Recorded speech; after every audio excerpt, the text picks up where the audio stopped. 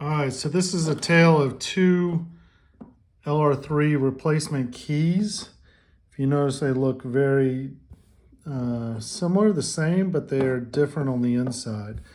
So when I got my LR3, it only came with one key, so I needed to create a new one, and I did with the NanoCom.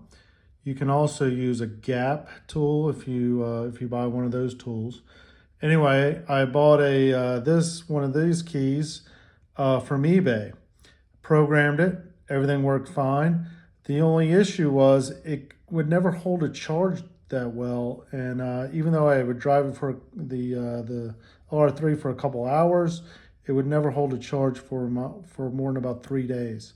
So if you didn't use the car for 3 days, you couldn't open up the doors with the remote. You had to go back and get the other fob. I thought maybe there was just an issue with maybe I got a dud, maybe I changed the battery, but realistically those keys on eBay are only about $20, so I just said, well, I'll just buy another one. Did it, and I got the same results. What I did not realize was Lucky 8 sells these also, and they're just a little bit more for $28. So again, I bought one, didn't work, bought another one, same results, would not keep the charge more than about 3 days.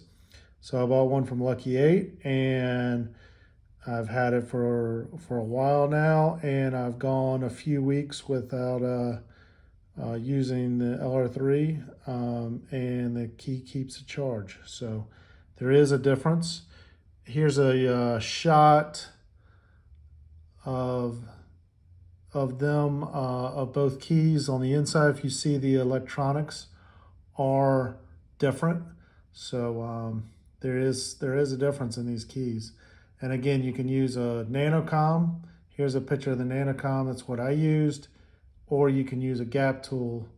They're both kind of expensive devices, but they definitely pay for themselves to diagnose issues with the car and be able to program keys.